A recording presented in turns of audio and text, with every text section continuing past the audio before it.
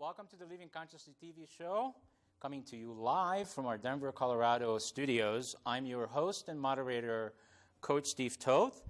And before we actually start the show, I'd like to wish everybody a happy St. Patrick's Day. Thank you. Thank you. Happy to you too. And our theme today is happiness, the byproduct of consciousness, is what we're going to be having a dialogue about. And before we continue with the show, I'd like to get you acquainted with all of our cast members. And today we're doing a special show, which we do every month. And today it's about self-growth, and we call it a pillar show. And we're going to go a little bit deeper into what our passion is, which is consciousness and being awake. So let me introduce you to our cast members.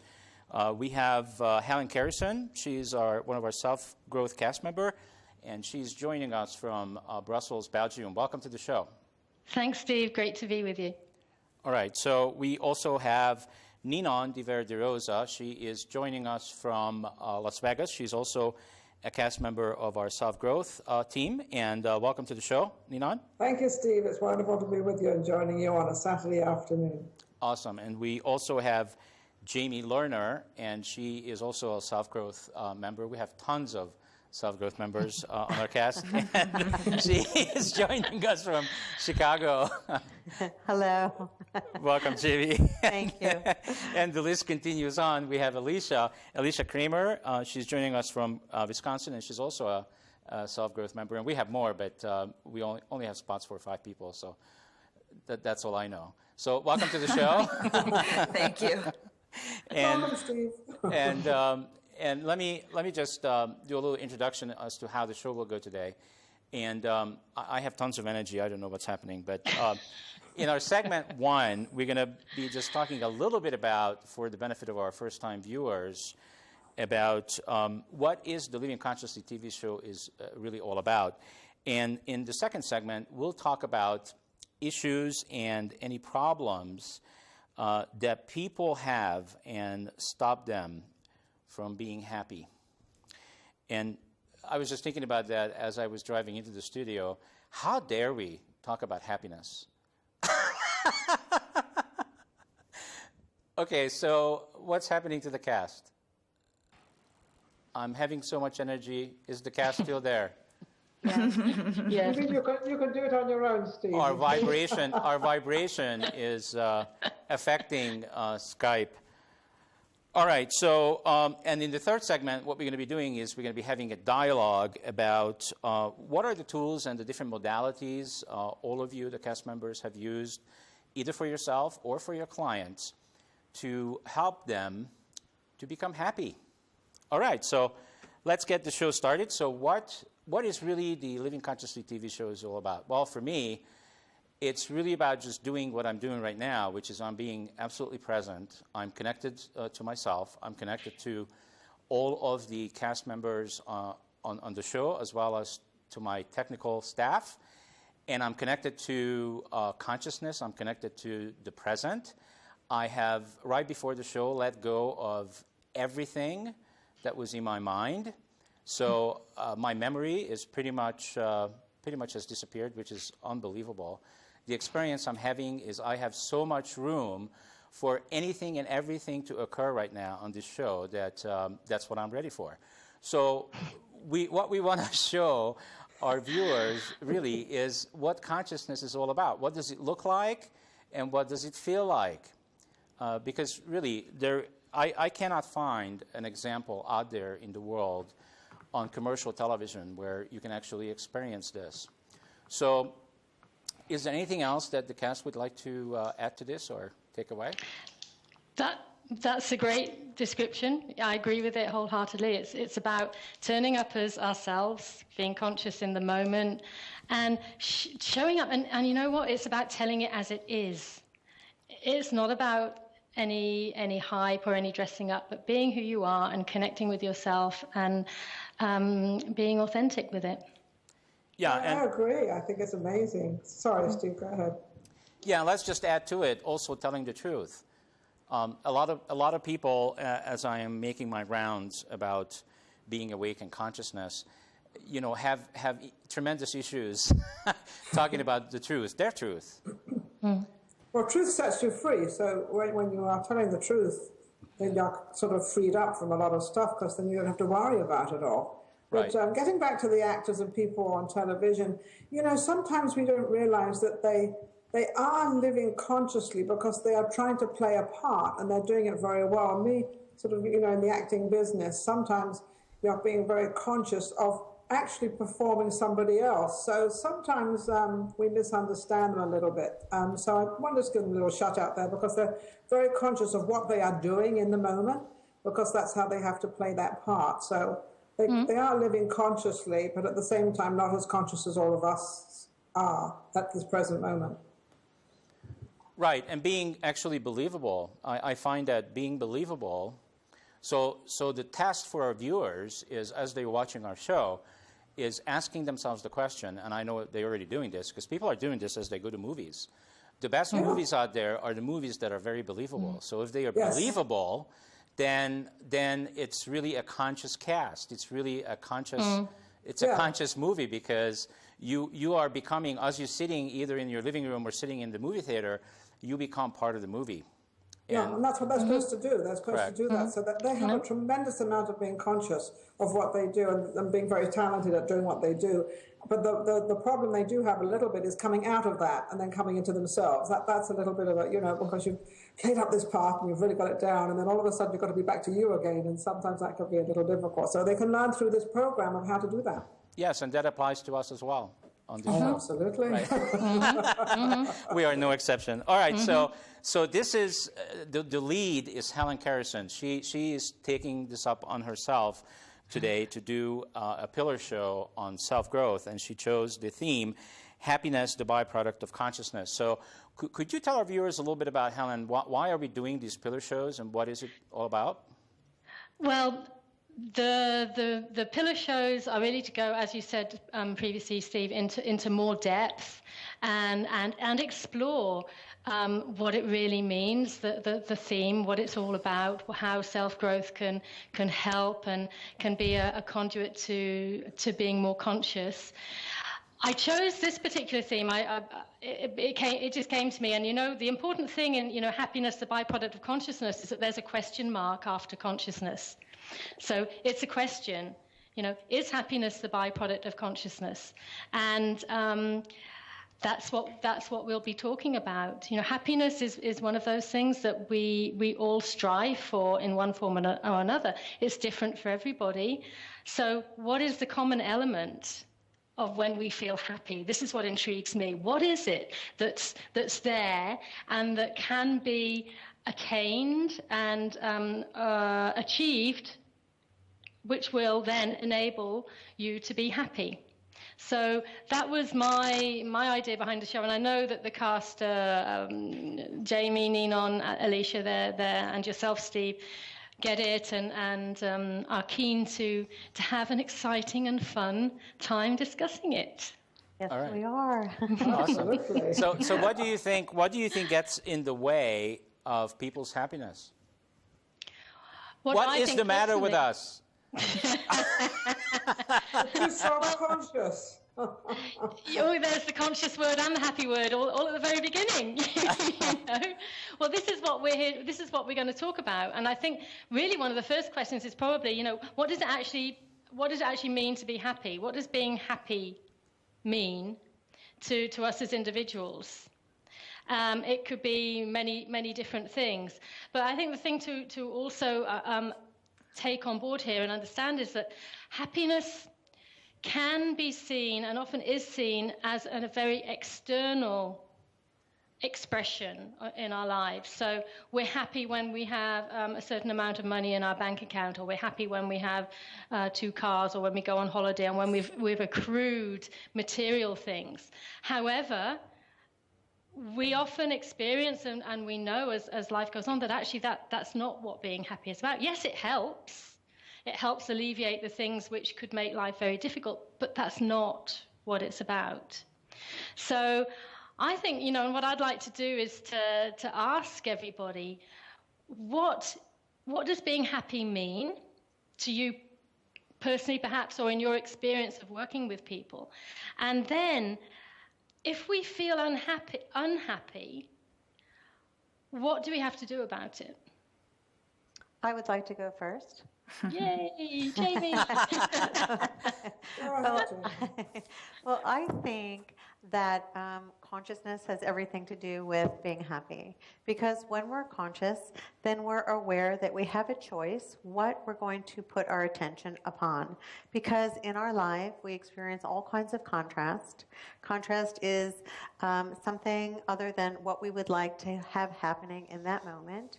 And with consciousness, we can choose to put our attention on the parts of our lives that feel good or the parts of our lives that don't feel so good. And that choice frees us up to be happy or not to be happy. And I do believe that it's a choice. And I do believe that happiness comes from what you choose to put your attention upon and how you are connected with yourself. So that is my definition of happiness. Brilliant, wonderful. So it's about our thoughts. It's about where our mind goes, actually, and then the choices we make based upon that. Yes, that's my belief. Yeah, great. Nina and Alicia. Speak to me. Be happy. I'll speak to you. I happen to be a happy soul. I always was. I was born a happy little soul, and I seem to have maintained that a lot. But at the same time, you're talking about money. I've lived with money and I've lived without money. It's more convenient with money. But you're right, it doesn't always bring happiness. It's how you handle it, with people out there, and what you do with it that you feel is comfortable for them as well. Because if you're making them comfortable, then you're comfortable. And I don't like to be around people, and I do definitely avoid it. I don't like to be around people that kind of aren't happy, and they're always miserable. But maybe they're happy being miserable. That's not me to judge. That's not me to understand. Maybe they're happy that way. I mean, I have a girlfriend of mine's daughter.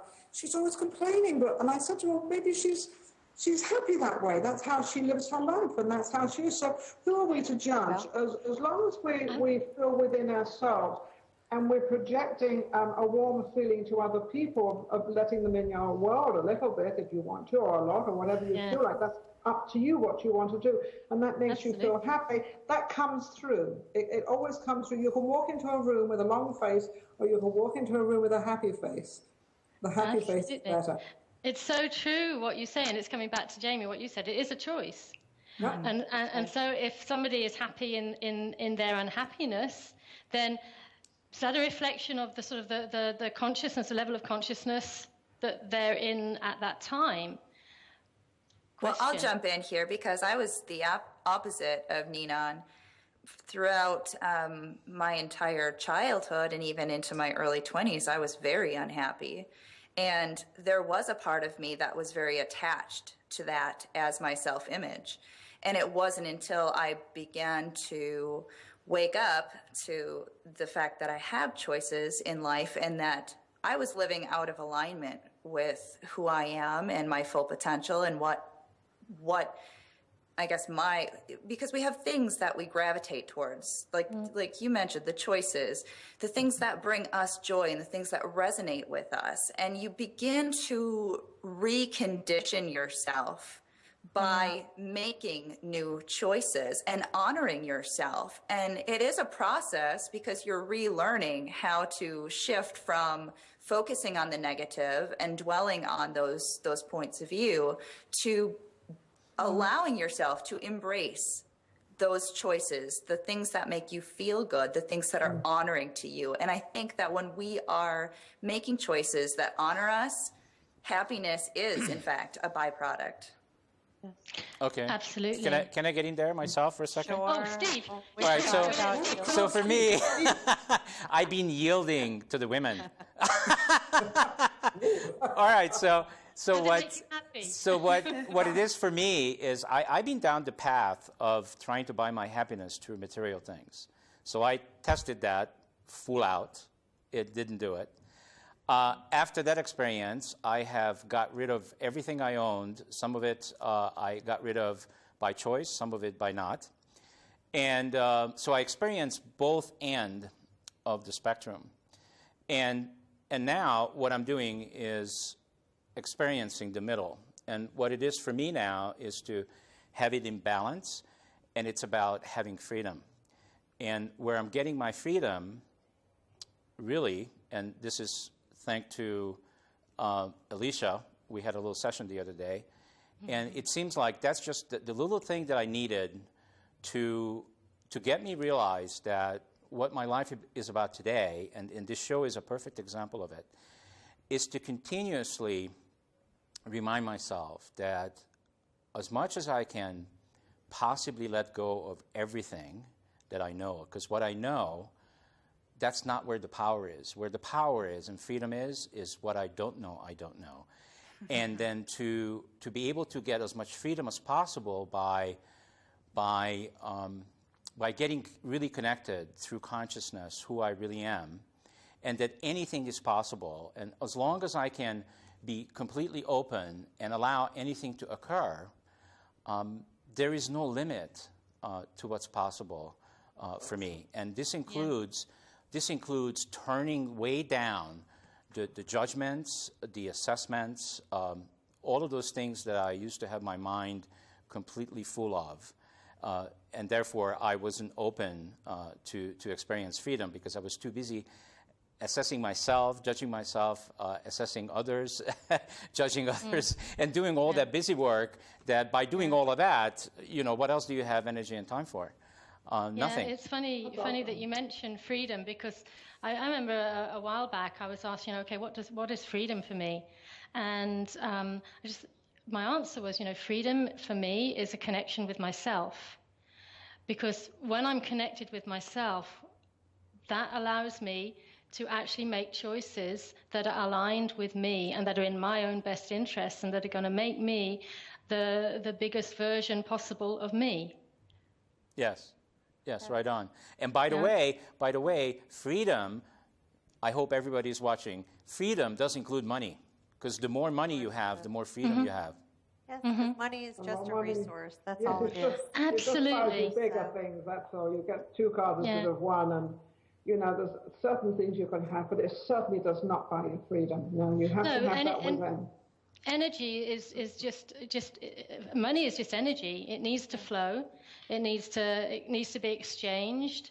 Like with our bodies, we need to feel the flow of energy. When energy gets blocked, then that's when we experience blockages in our emotions, in our physical being. Well, money is the same. When money is blocked, one reason or another, then there's not that flow. I love that what you said about the money part, because there's so many people that have money, and I have an old saying, it's the same when you hold your money so tight, you can't let anything in. There's nothing, you're holding it together, whereas money is to be free and to let the money be free and to not be, ridiculous with it, but to do it kindly in a nice way, in a generous way, truly from your heart, because money can really, truly be the root of all evil, and it really can.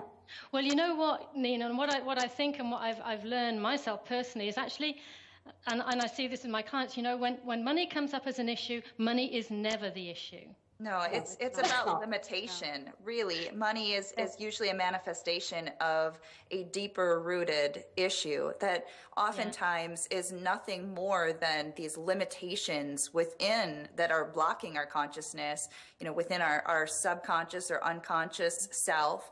And when we begin to let go of those limitations, that is when we are more conscious, more awake, more present, more empowered, and able to truly embrace everything that is here for us, that is a contribution to our happiness, not the source of our happiness, but an active participant in our ability to experience that aspect of ourselves. So would you say it's just a symptom? These are just symptoms. And so when we think we're having issues with money, it's just a symptom of something much deeper that people need to be open to kind of look at. I don't think always it has to be much deeper. I think sometimes we make way too much of all of this. I knew that was coming. So I'm trying to say that. I just knew it. Well, it's true. I mean, it doesn't have to be way deep. It could be right there, you know? Yeah. It could be just, you know, the shifting to just a better feeling thought, and that's all. Yeah. And it's funny, funny you should say that, because the younger generation, they always think they need money to get to where they need to get. And I've been dealing with these young people a lot. Say, you don't need the money. You need the idea. You need the thought. And if you did have the money, you're too young to have the money anyway. Where'd you get it from? So it's not always, you know, it's the thought. They can do it through themselves, through their own being, and through what they want to do. But they don't always need money. But we don't think always also- need to dig, too. We can shift. Yeah. So that's Yeah. also an alternative. A lot of it, I Doesn't have to think, be hard. a lot of it, Jamie, I think is our belief as to whether or not it's deep. Because I run into that with a lot of my clients. They have told themselves over and over and over again for years and years and years, and been told by their parents and society that this is such a deep-rooted issue. And that anchors that belief in very powerfully. So if somebody were to say all it takes is a little shift, they're pretty much going to say, F you don't understand, you know? Well, and I that's think their that reality. the shift happens when you're able to soften all the language around the limiting belief.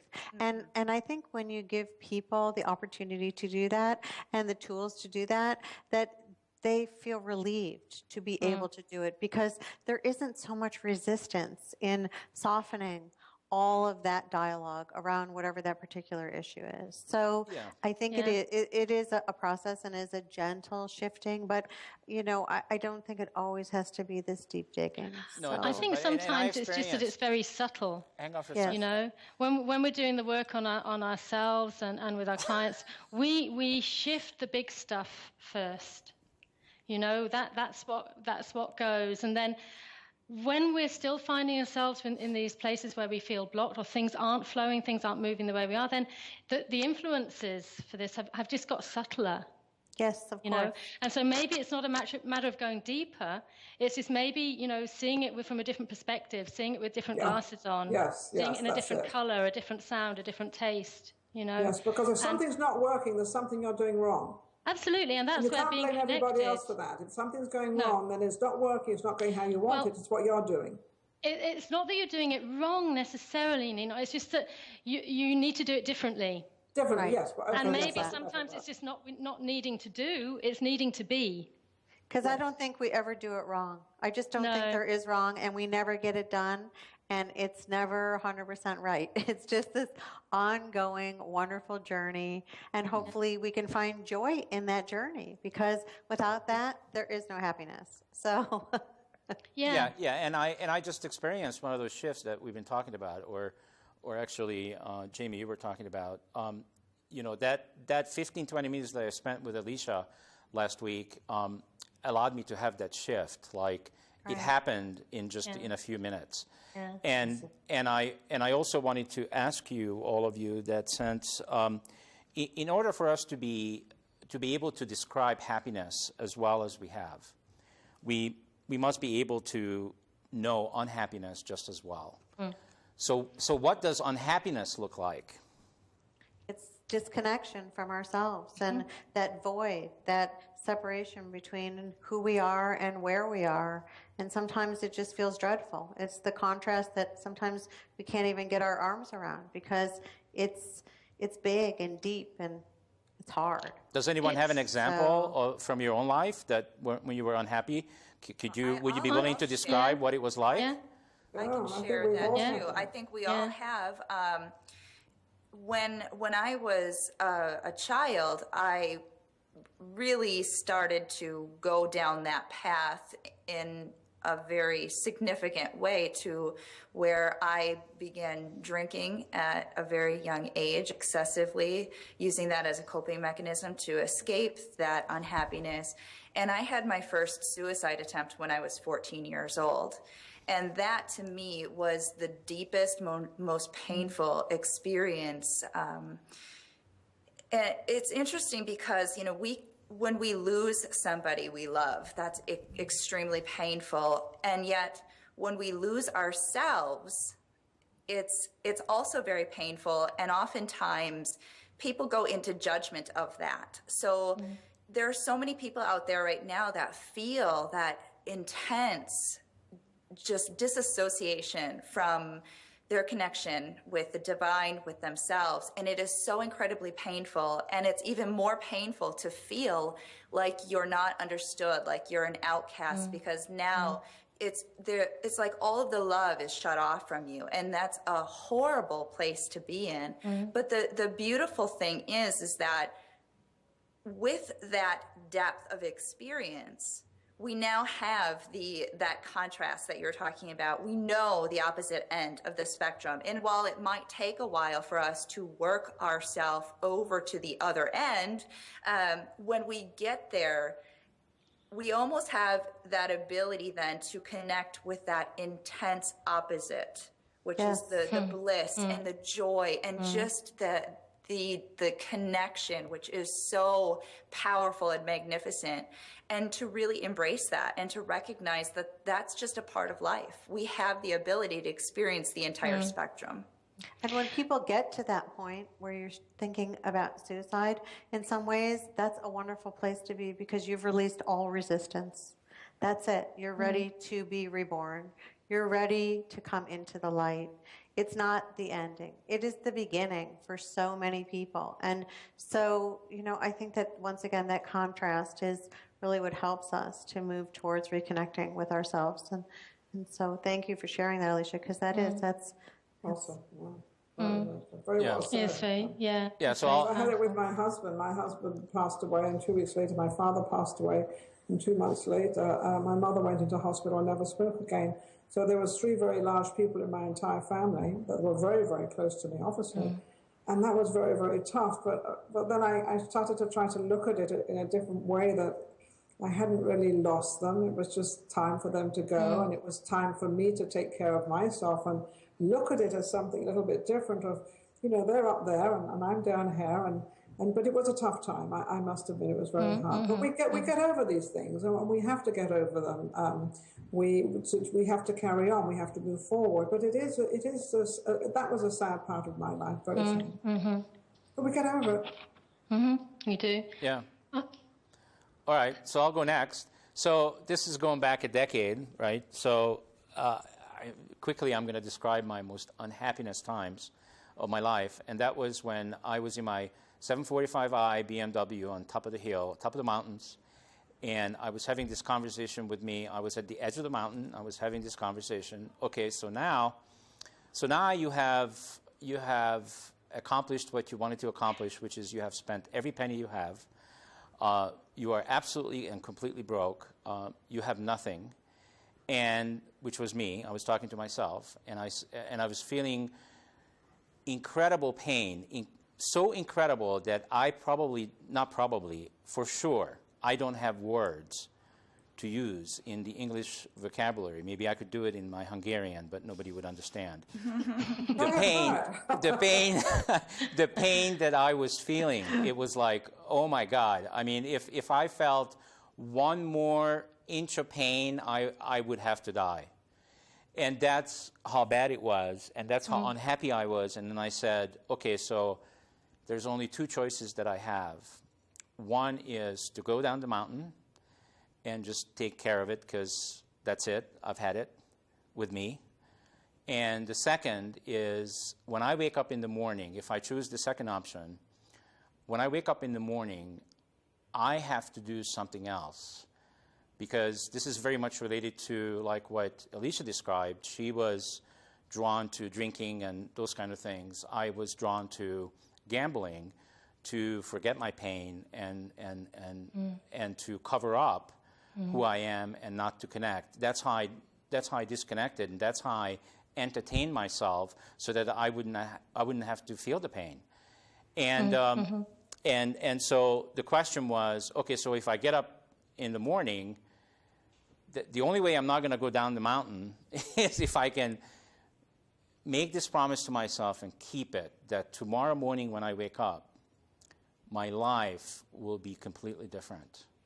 And how it will be different is that I'm done with gambling, and I'm going to start something completely different. I'm going to be very, very creative about something, because I was smart enough luckily at the time, because I used to be, still, maybe not.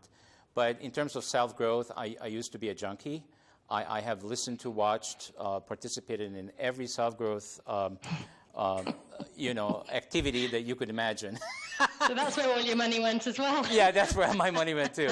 But what was cool about all that is all the stuff that all the stuff that I was trying to learn, or they were trying to teach me, I never used it for my life. So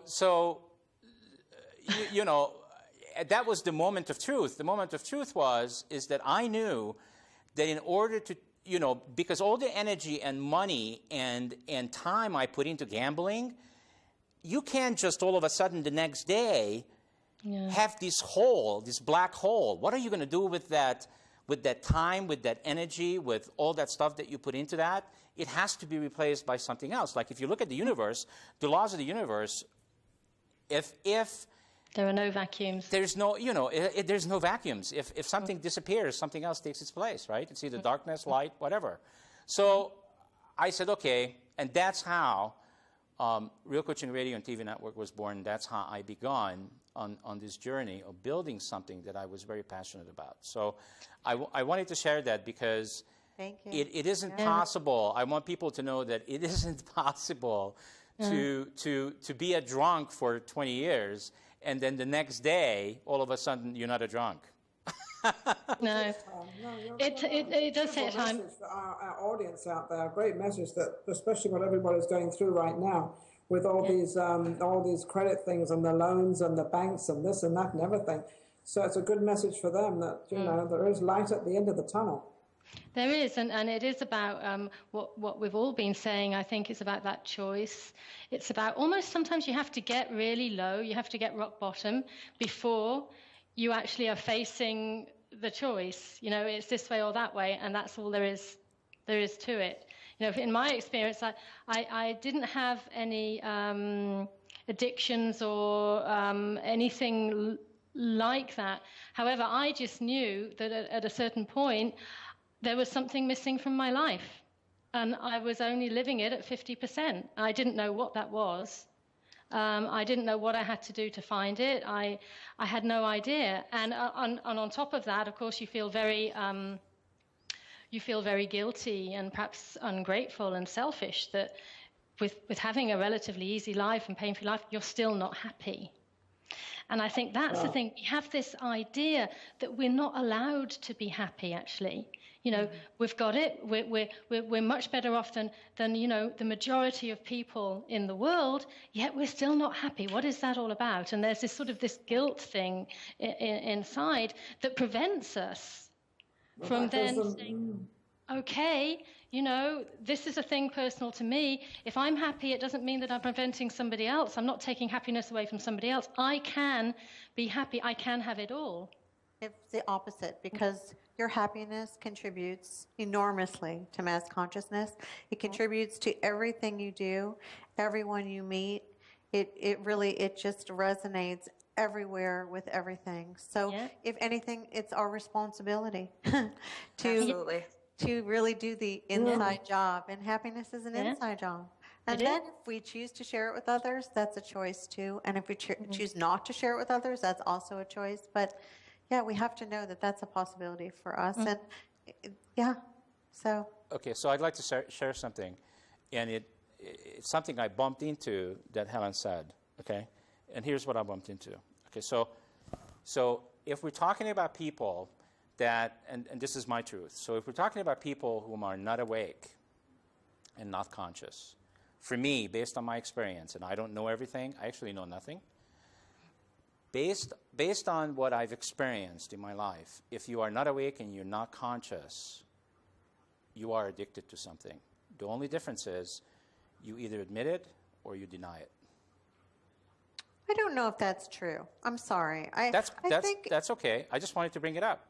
I think that if you are not conscious, then maybe you're out of alignment, which is different than addicted. Because I think there's plenty of people that go through their life and they're unaware, unawake, but they're not necessarily addicted to anything. But what they are is disconnected from themselves. And so they feel empty. And to feel empty, many people feel empty without filling that void with an addictive behavior. And you can actually feel those people, their energy, when you're around them. You feel people's emptiness. It's one of the things that I can feel the most when I'm around those people. And it's amazing to me because there are many people like that. And the first thing that comes up for me is I am just flooded with compassion. Because I feel that if these people had any idea what they were missing, that they would tap into themselves and they would hook themselves up and connect.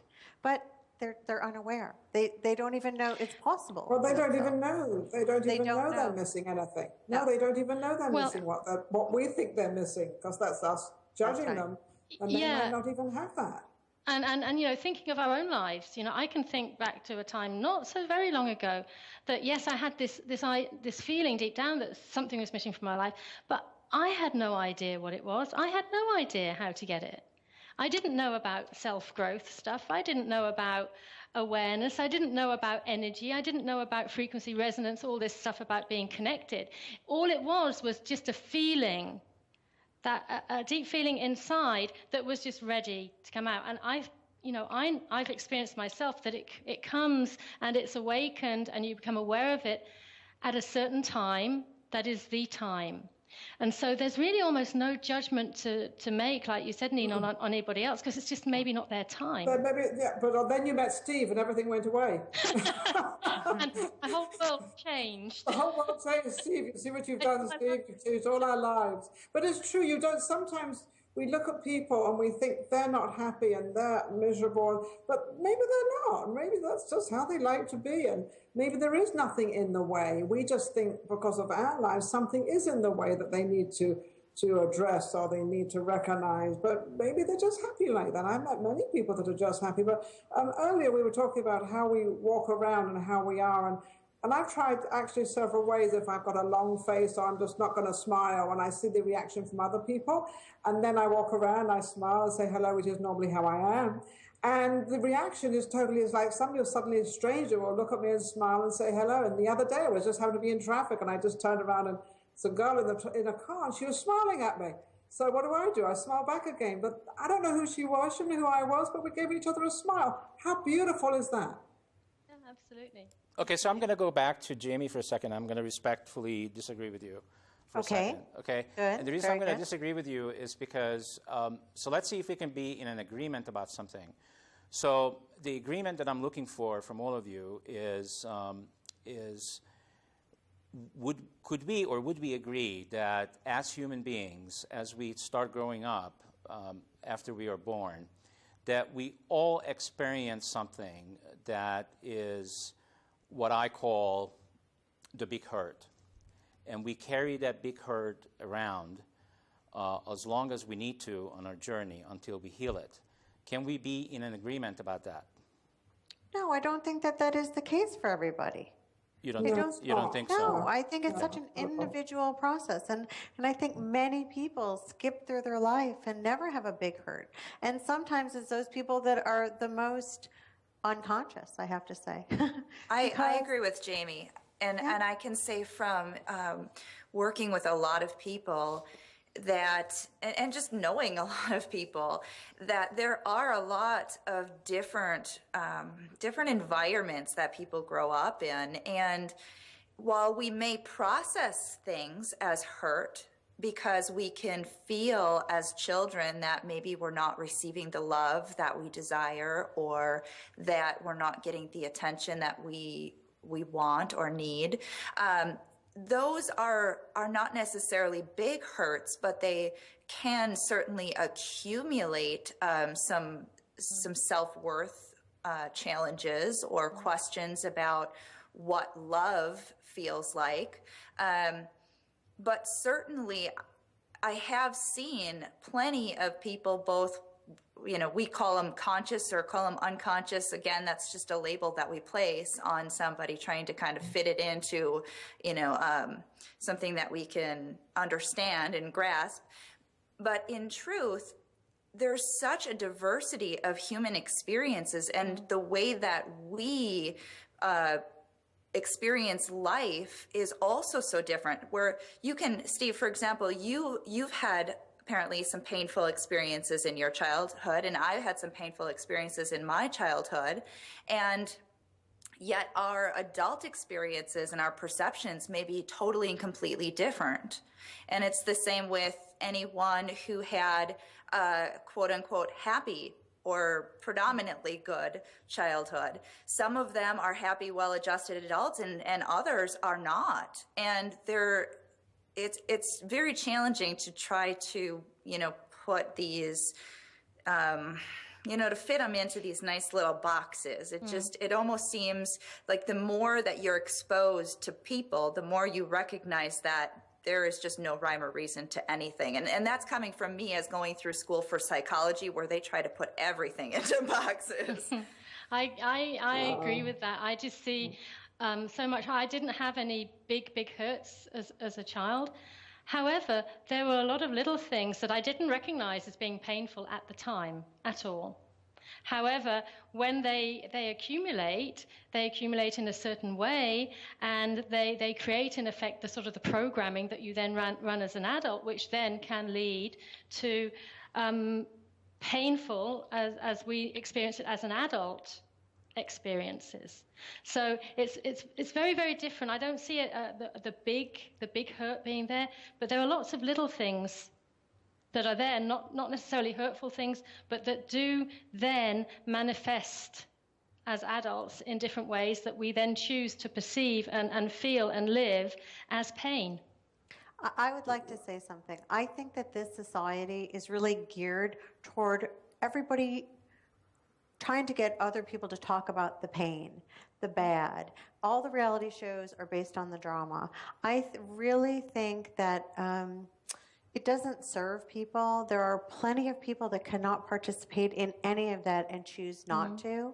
And so your observation, Steve, is really in alignment with all of those reality shows, a lot of what we see in television programming, a lot of what you hear in normal day-to-day conversations everywhere you go.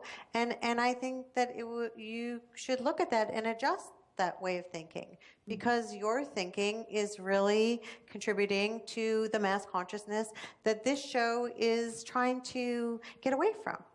So I agree, yeah. I agree Okay, with so you. I wasn't requesting any coaching. I'm sorry. But thank you, Jamie. And what I was talking about for the benefit of the viewers, and I wanted to bring some things up in order for us to have this discussion. I have gone through in my life, and I've known a lot of people, and I still know a lot of people in my life, where what I was describing is true. And yes, this show is not a show that we want to, but we must talk about these things. Even that the show is about, as a conscious and awake human being, as I experience myself today, I do not dwell and I do not talk about my pain anymore because I healed it. No, but your question was, can we all agree that everyone has a big hurt? So in that understanding or belief system that everyone does have a big hurt, that's where I think that that assumption is more in alignment with what we're not trying to show in our consciousness. Okay, so for you, so what you're telling me for you is that you experience that differently, and that you don't feel that there is such thing as which is what I said, that everybody has to have. So maybe the way you heard me is that everybody has to have a core issue and a core pain that they are growing up with. So what you're saying is not necessarily. Is that correct? That's okay. what I'm saying, not necessarily. Okay, and that's great. I'm open to that. We all come from a big bag of tricks, and we all can choose which way we want to go. We can pick out the bad things, the good things, the medium things. But it's funny what Jamie said, and I agree with you, Jamie, that we always talk about the bad stuff. How about talking a little bit about how the happy stuff is? And I think back of my parents, of the most beautiful moments they gave me. Yeah, I can think about some moments that weren't so hot, but I can I choose to think of those beautiful moments because they make me feel better. They make me feel good. Does not mean to say I'm not going to address the other moments, but the other moments are not going to get me anywhere, and they're not going to do anything for me except make me feel bad and sorry for myself and a great excuse not to get on. And I disagree with that.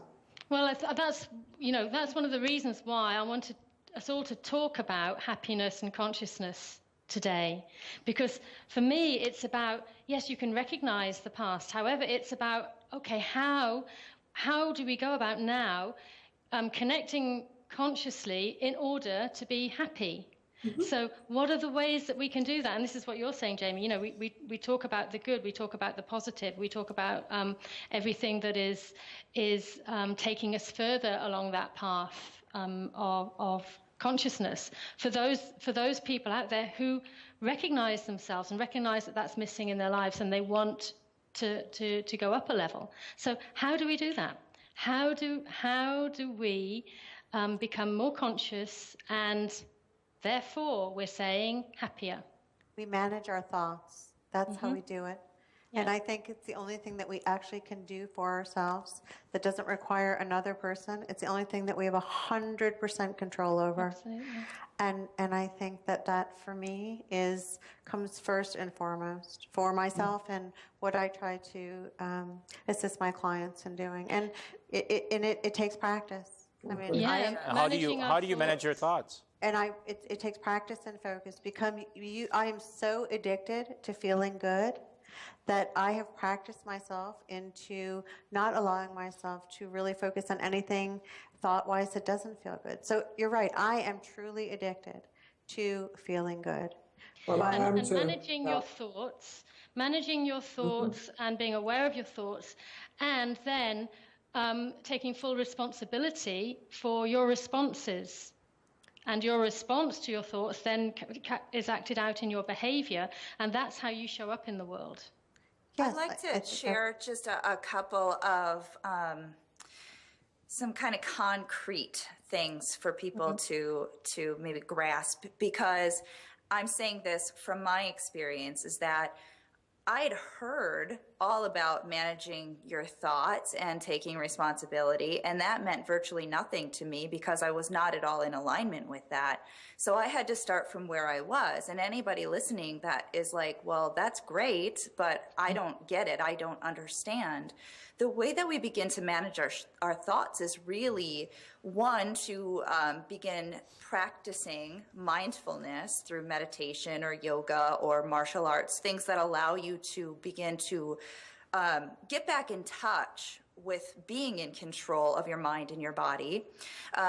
Reading books that stimulate you to help you to learn. Any way that you can focus your attention on material content, being around people that help to lift you up and who are more positive, so that you can begin to get comfortable with that. And I'm saying that because I'd been there, where when I was around happy people and I was not happy, it felt extremely uncomfortable, and I went into a lot of judgment, and it didn't feel good because it was so unknown. You were out of place. I was totally not in that place. So, Well, I think you're right. And I do think that first we have to get reacquainted with our own voice, because the dialogue that we're having with ourselves, that is what we're needing or hoping to soften. So how can we quiet our minds long enough to hear the conversations that we're having with ourselves? And that's really the thoughts that I'm talking about, not other people's thoughts, not what other people are saying to us, because really at the end of the day, that's irrelevant. It's the conversations that we're having with ourselves. And if someone else were to hear the conversations that we have with ourselves, they would just be appalled. Because most of the time, the conversations that we're having with ourselves are not very nice. So how can you begin to understand what that conversation is and soften it? Soften the tone.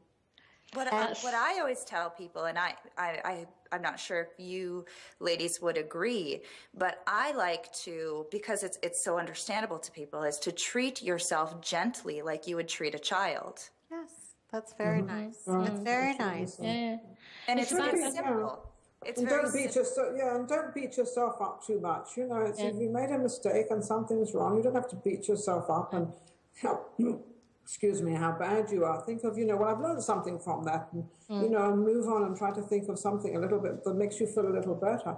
There's nothing like feeling good, but also recognizing the things that you don't do right, or you think you didn't do right, and don't beat yourself up on it. It's not necessary. For me, one of the first ways, and it ties in very much with what you're saying, Jamie, Alicia, Ninon, is we have to slow ourselves down. It's impossible to connect with who you are and to connect with your thoughts, what you're actually saying to yourself on a daily basis, every minute of every day, when we are living at such a fast speed, where we're living externally, we're rushing, we're chasing ourselves the whole time. So it really is essential as a first step for me is to actually take yourself and slow yourself down. And you know what? People are often forced to do this without, it's the universe saying, okay, it's time now. So you slow yourself down.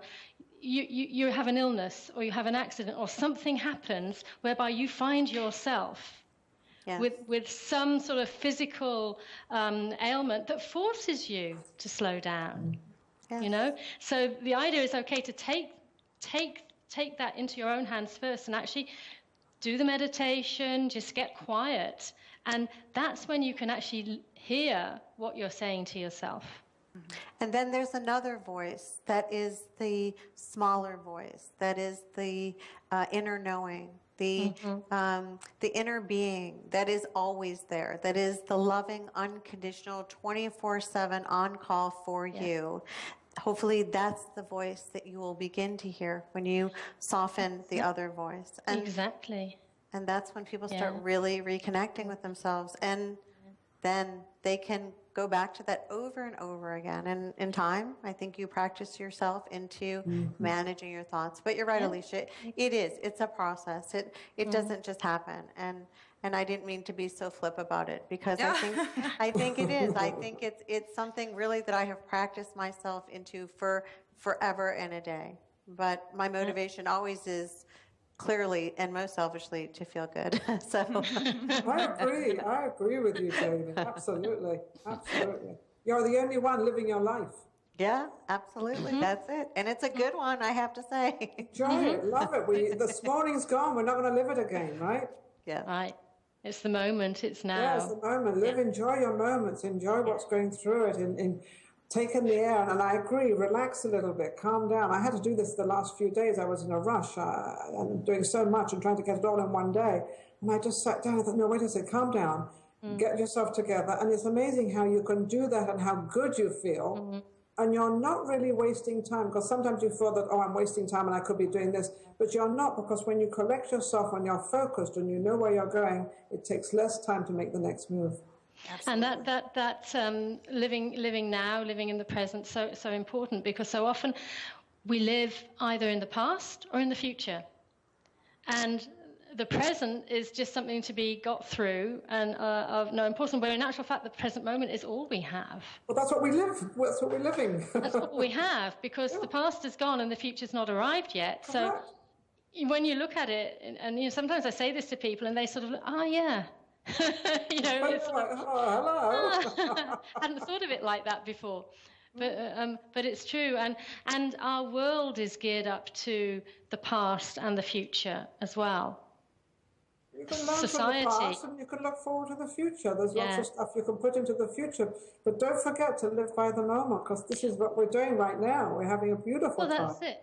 And actually, the present is the product. We're talking about products, byproducts. The present moment now is the product of your past.